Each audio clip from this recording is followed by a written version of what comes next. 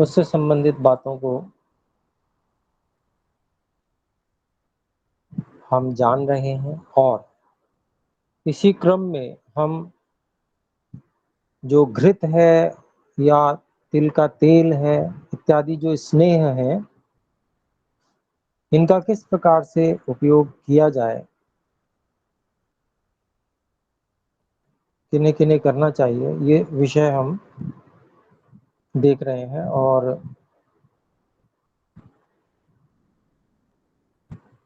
اس وشے میں ہم نے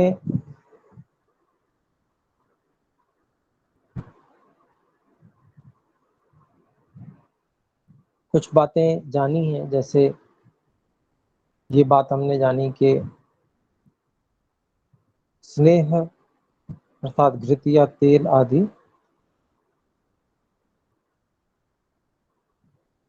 اس کی جو ماترا ایک دن اور رات ارتھات 24 گھنٹے میں پچے، تو ایسی ماترا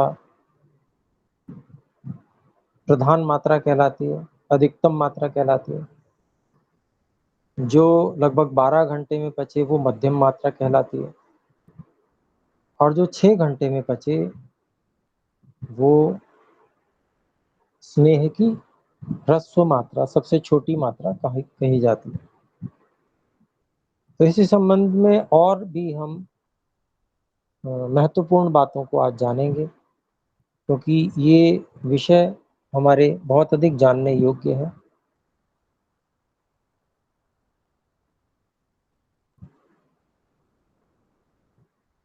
اس میں سے ہم ایسے پरुष جن کو پردھان ماترا ادھکتم ماترا کا پریوگ کر لینا چاہیے، ایسے لوگوں کے وشے میں جان چکے ہیں پچھلی کक्षा میں، اور اس سے ان کو کیا کیا لابھ ہوتے ہیں اس کے وشے میں بھی ہم نے سمجھا۔ اب ہم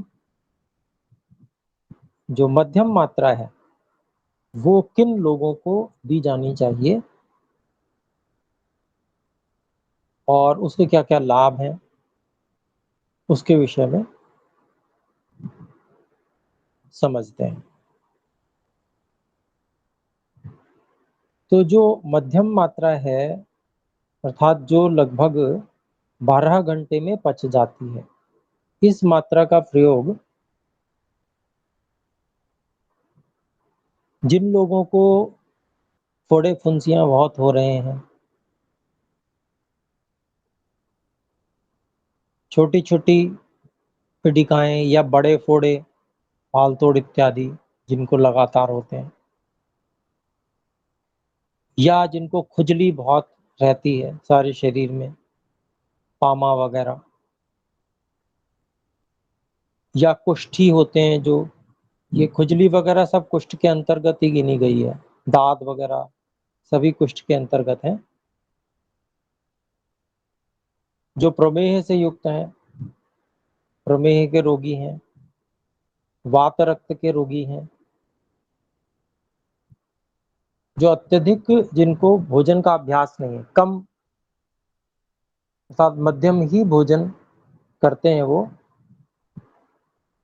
جو بہت ادھک کھاتے ہیں ارتھات کھانے کا بہت ابھیاس ہوتا ہے، ادھک ماترا کھاتے ہیں، ان کے لیے تو وہ ماترا تھی جو ادھکتم والی تھی، لیکن جو مدھیم ہی بھوجن کرتے ہیں ان کے لیے بھی، جن کا جو کوشٹ ہے مردو ہے،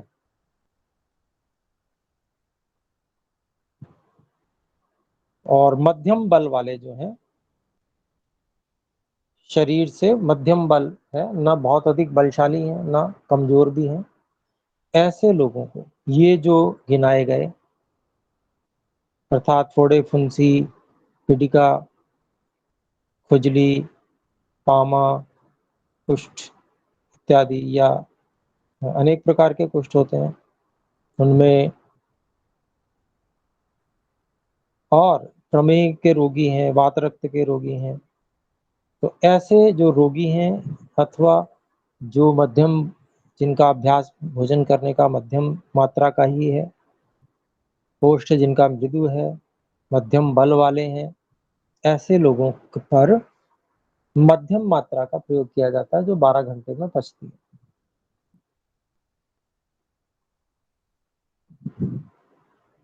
तो इसका लाभ क्या है? इसका लाभ, सबसे बड़ा लाभ तो यही है कि क्योंकि स्नेह पीने से भी अनेक बार अनेक लोगों को अनेक तरह की परेशानियां हो जाती हैं।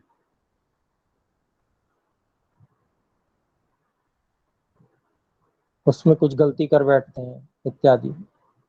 तो उस कारण से नियमों का सेवन नहीं हो पाता है, नहीं कर पाते और परेशान हो जाते हैं। तो मध्यम मात्रा से जो बहुत अधिक परेशानियां उत्पन्न हो सकती होती हैं, वो सब नहीं होती हैं। तो मध्यम मात्रा का ये बड़ा लाभ है कि क्योंकि उत्तम मात्रा में जहाँ लाभ बहुत अधिक होगा, वहां अगर हानि की संभावना हुई तो हानि भी अधिक होगी, लेकिन मध्यम मात्रा से हानि अधिक नहीं होगी, ये सबसे बड़ा लाभ है।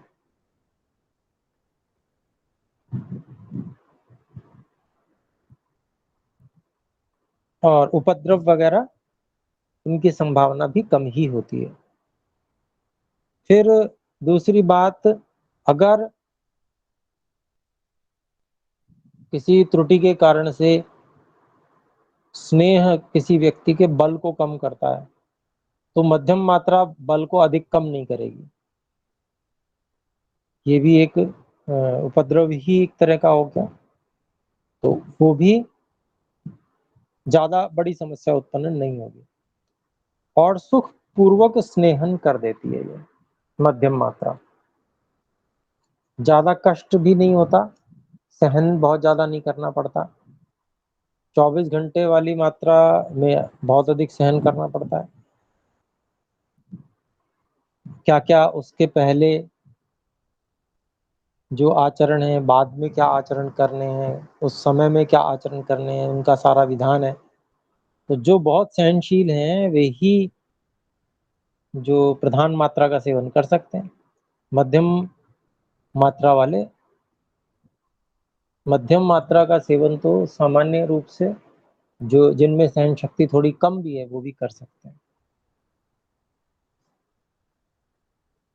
और एक विशेष बात ये कि जब संशमन के लिए स्नेह दिया जाता है, किसी रोग का संशमन करना हो तो प्रधान मात्रा ही दी जाती है। संशोधन के लिए हमेशा मध्यम मात्रा का प्रयोग किया जाता है।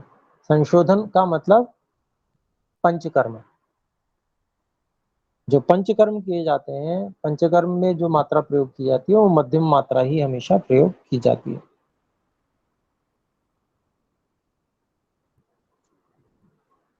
फिर इसके बाद में हम ये समझ सकते हैं कि जो ह्रस्व मात्रा है, अर्थात जो 6 घंटे में पच जाती है, वो किन लोगों को प्रयोग करनी चाहिए, किन लोगों को? तो जो वृद्ध हैं, शरीर में सामर्थ्य कम है, या बच्चे हैं, या युवा भी हैं तो लेकिन सुकुमार हैं, सुख के अभ्यासी हैं। अर्थात सुख के अभ्यासी होने का मतलब ये हुआ कि परिश्रम का कार्य बिल्कुल भी उनको सहन नहीं होता। आराम से गद्दों पर बैठना और कारों में जाना आना, एसी में हमेशा रहना,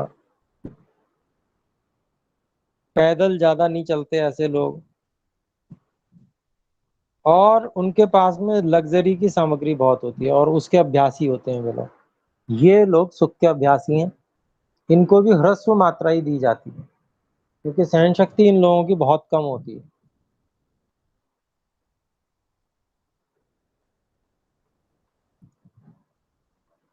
ऐसे लोग प्रायः देखा जाता है कि भूखे भी नहीं रह पाते हैं। पेट खाली होने पे कुछ ना कुछ परेशानी, कष्ट उनको शुरू हो जाता है। तो जो ऐसे लोग हैं उनको भी ये ह्रस्व मात्रा ही दी जाती है। जिन लोगों की जठराग्नि मंद है, भूख बहुत कम लगती है, जब लगती भी है तो थोड़ा सा भोजन करके ही संतुष्टि तृप्ति हो जाती है, और एक बार खा लिया लंबे समय तक फिर भूख ही नहीं लगती। तो ऐसे मंद जठराग्नि वाले, अथवा जिन्हें लंबे समय से ज्वर होता है,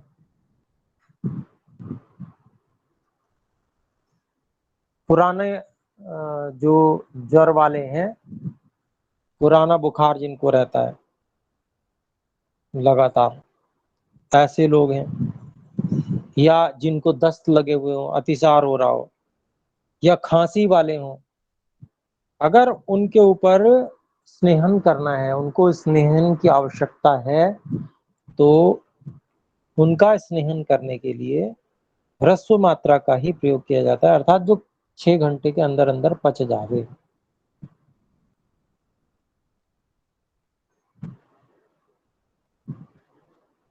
उनको न तो बड़ी मात्रा दी जा सकती है और ना मध्यम मात्रा दी जा सकती है, केवल ह्रस्व मात्रा ही उनके लिए दी जाती है।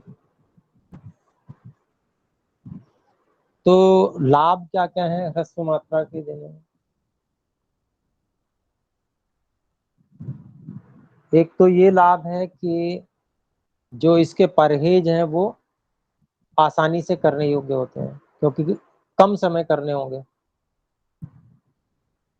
क्योंकि परहेज होंगे क्या, परहेज एक तो औषध से पहले भी परहेज होता है, फिर औषध के काल में जब तक वो पचती है तब तक परहेज होता है, और उसके बाद भी कुछ परहेज होते हैं। तो परहेज में बड़ी मतलब कठिनाई आती है लोगों को। तो ये जो है, क्योंकि ह्रस्व मात्रा है, शीघ्र पच जाती है 6 घंटे के अंदर अंदर, तो परहेजों में ज्यादा परेशानी नहीं रहती, ये इसमें लाभ है।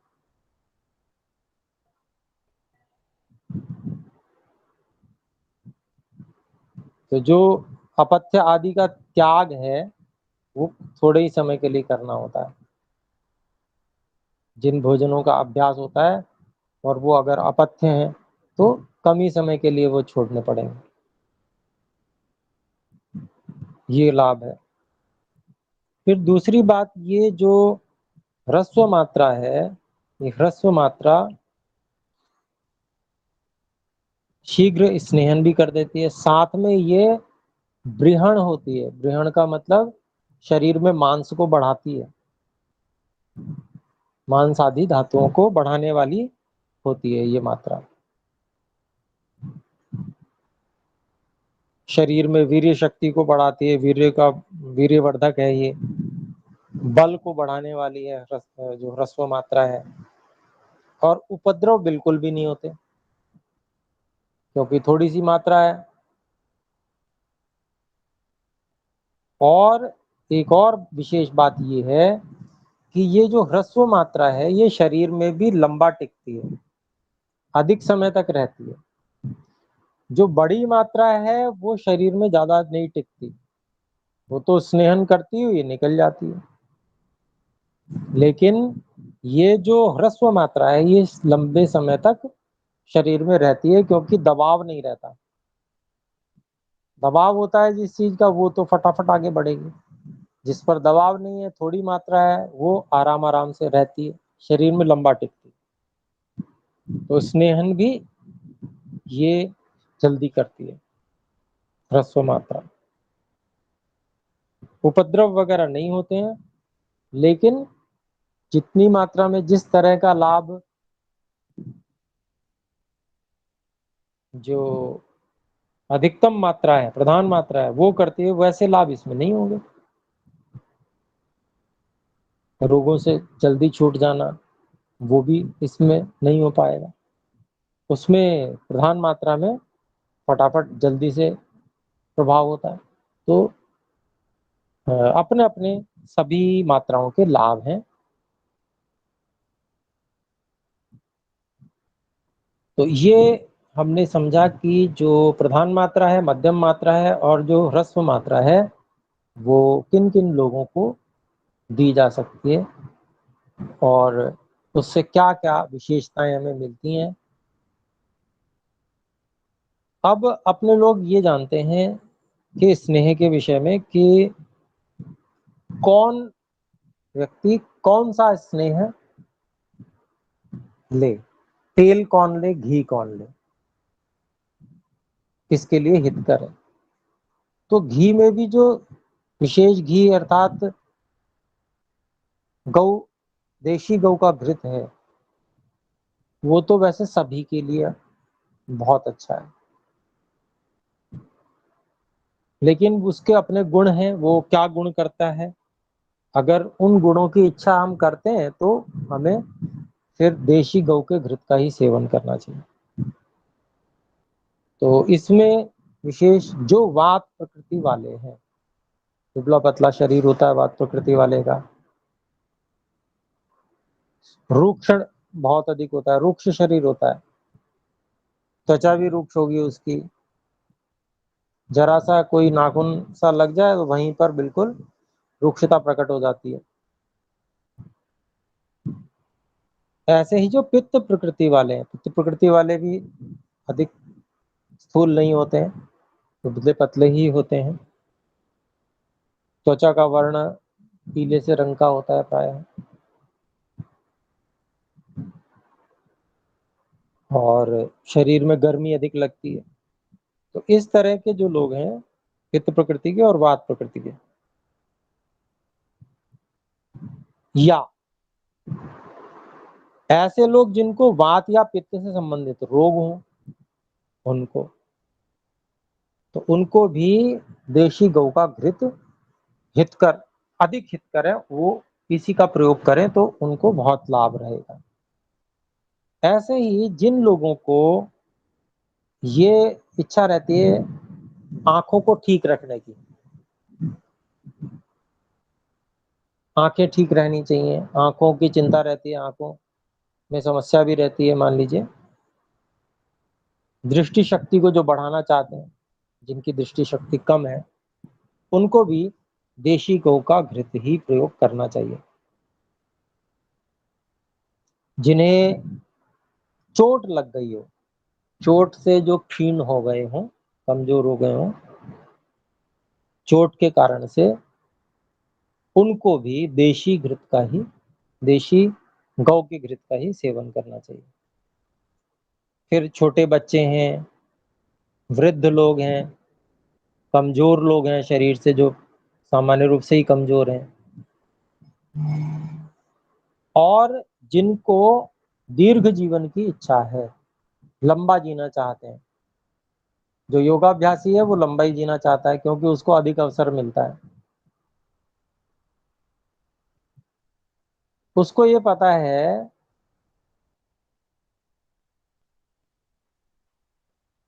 کہ بار بار جنم لینے سے کوئی لابھ تو ہے نہیں، کیونکہ جنم لینے سے لگ بھگ 20-25 ورش تو ایسے نکل جاتے ہیں سمجھتے سمجھتے سنسار کو، اور یدی کوئی آدھیاتمک واتاورن نہ ملے تو ویکتی کو سارا جیون بھی نکل جاتا ہے، اس کو کچھ سمجھ میں ہی نہیں آتا۔ جیون سماپت ہونے لگتا ہے جب، تب ہوش آتا ہے۔ وہ بھجن ہے نا، سب کچھ گنوا کے ہوش میں آئے تو کیا کیا، تو ویسی استھتی پرایہ ہوتی ہے۔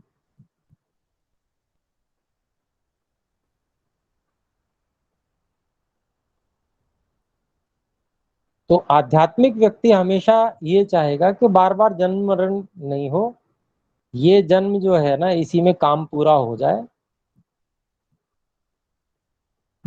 اگلا جنم ہی نہ ہو۔ تو کام پورا اسی جنم میں ہو جائے، اس کے لیے تو پھر اوستھا، شریر کا سواستھ، شریر میں بل اور لمبا جیون چاہیے، تبھی تو اوسر رہے گا کام پورا کرنے کا۔ تو جو لمبا جیون جینا چاہتے ہیں ان کو بھی دیشی گو کے گھرت کا ہی سیون کرنا چاہیے۔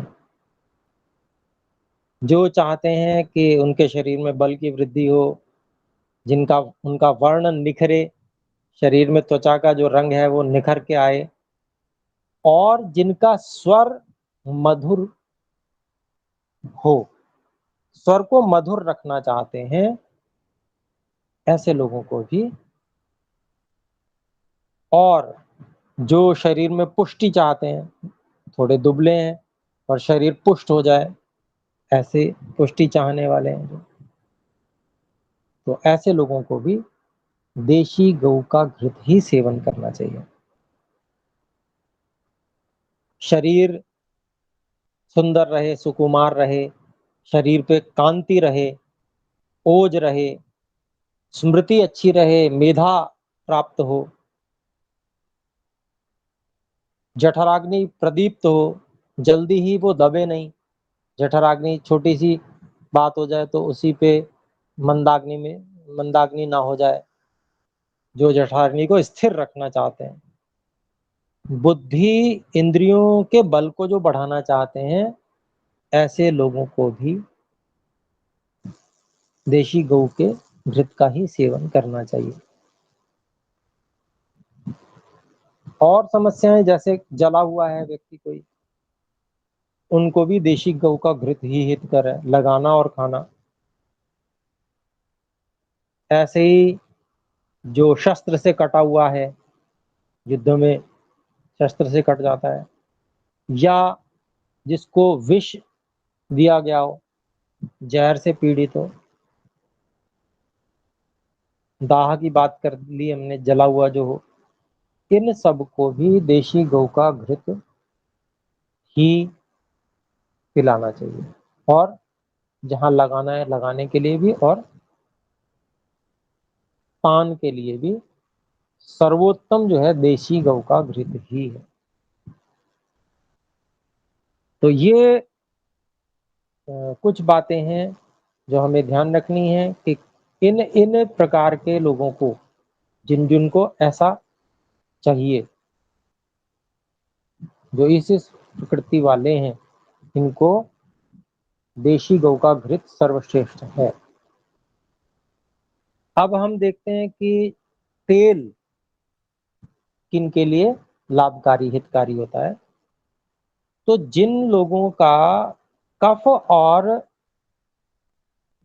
चर्बी अधिक बढ़ी हुई है, शरीर पे अधिक चर्बी है और मोटापा होता है, ओबेसिटी जिसको बोलते हैं आजकल, गले और पेट पर काफी चर्बी होती है, और अगर वो चलते हैं, हिलते डुलते हैं, तो वो साथ में वो भी हिलती है। मान लीजिए दौड़ लगाएंगे तो वो ऊपर नीचे होता रहता है, वो मांस और वो चर्बी वगैरह। तो ये जो स्थिति जिन लोगों के शरीर की है, और वात रोग भी हो जाते हैं अनेक बार ऐसे लोगों को, कहीं दर्द हो गया इत्यादि, तो ऐसे लोग, और जो वात प्रकृति वाले ही हैं विशेष रूप से, उनको भी तिल का तेल सेवन कर लेना चाहिए। जो ये चाहते हो कि शरीर में बल भी बढ़े और थोड़ा दुबलापन आ जाए, बहुत ज्यादा मोटे हैं, हमको थोड़ा दुबलापन होना चाहिए तो ज्यादा अच्छा हो जाएगा, शरीर में हल्कापन आ जाएगा, हल्कापन चाहिए शरीर में, शरीर जो है वो दृढ़ होना चाहिए, ऐसा चाहते हैं। शरीर बहुत थुलथुल हो गया है, शरीर मांसपेशियां जो है वो दृढ़ होनी चाहिए। तो शरीर की जो स्थिरता के इच्छुक हों, उनको भी तिल के तेल का सेवन करना चाहिए, उनके लिए तिल का तेल सर्वश्रेष्ठ है। ऐसे ही जो लोग स्निग्ध, चिकनी और पतली त्वचा चाहते हैं, उनको भी तेल का सेवन करना चाहिए, तेल की मालिश भी करनी चाहिए। तेल की मालिश करने से जो त्वचा है वो पतली हो जाती है और चिकनी भी बहुत अच्छी हो जाती है, स्निग्ध हो जाती है। ऐसे ही जिनके पेट में कीड़े रहते हैं, जो पेट में कीड़ों की समस्या से परेशान ज्यादातर रहते हैं, ऐसे लोगों को भी तिल के तेल का सेवन करना चाहिए। जिनका क्रूर कोष्ठ होता है, क्रूर कोष्ठ का अभिप्राय होता है मल बड़ी कठिनाई से निकलता है और बड़ा सख्त हो जाता है, कठोर मल। ऐसे लोगों को भी तिल के तेल का सेवन करना चाहिए पान के रूप में। तिल के तेल से स्नेहन उनका बढ़िया होता है। ऐसे ही जो नाड़ी व्रण होते हैं, अर्थात जो अनेक प्रकार के नाड़ी व्रण का मतलब होता है नासूर, कहीं पर हो जाते हैं तो उसके कई जगह छिद्र निकल आते हैं, है ना उसका। तो वो इस तरह के जो लोग होते हैं उनको भी तिल के तेल का ही सेवन सर्वोत्तम रहता है।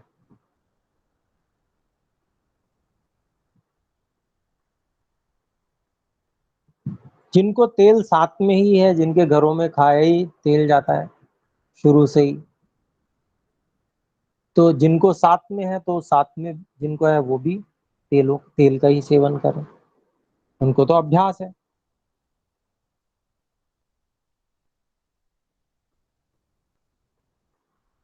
और ठंडे समय में तेल का ही सेवन करना चाहिए, गर्म समय में तेल का सेवन नहीं किया जाता। अर्थात जैसे मान लो शीत ऋतु है तो तेल का सेवन किया जा सकता है। अत्यंत शीतकाल में तो वैसे भी स्नेहपान निषिद्ध है, लेकिन जिनको अधिक विकार हो, बहुत चर्बी चढ़ी हुई है, तो ऐसे लोगों के लिए जो है मात्रा पूर्वक इस प्रकार से तेल का सेवन, तिल के तेल का कराया जा सकता है। तो तेल जो है वो कैसा है, प्रकृति में गर्म है। गर्म होने के कारण से जब ठंडा काल हो, अर्थात जैसे शाम का समय है ना, थोड़ा सा ऐसा शीतल वातावरण, उस समय में तेल का सेवन करना चाहिए। आगे भी शीतलता ही रहने वाली है, रात्रि में दिन की अपेक्षा शीतलता रहती है, तो ऐसे समय में कराना चाहिए तेल का सेवन। तो ऐसे समय में वात और पित्त वालों को भी तेल दिया जा सकता है जब ठंडा समय हो तो। सामान्य रूप से पित्त वालों को नहीं दिया जाता है, लेकिन जहां आवश्यकता दिखे पित्त वालों को भी दिया जा सकता है, लेकिन ठंडा समय होना चाहिए।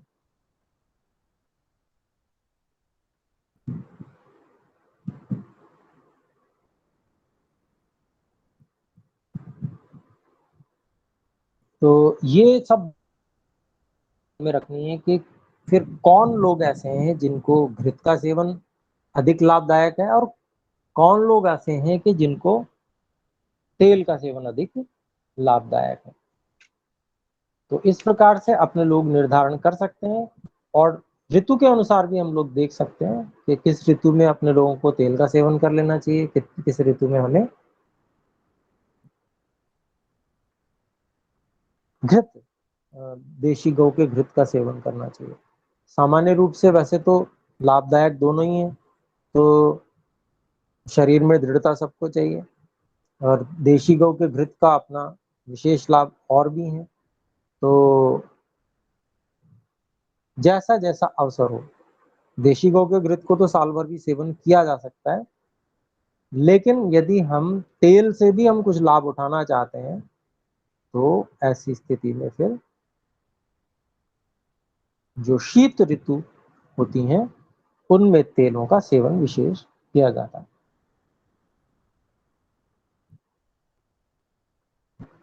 तो और भी कुछ बातें हैं। स्नेहन कितने समय में पूरा हो जाता है, उसके लिए भी तीन अवधि सामान्य रूप से बताई गई हैं। तो ऐसे ही कुछ और बातें भी स्नेहन से संबंधित जो विशेष अपने को जाननी चाहिए, तो वो अगली कक्षा में अपने लोग देखेंगे। आज अपना समय समाप्त हुआ। تو آئیے ایک بار اوم کا اچارن کریں.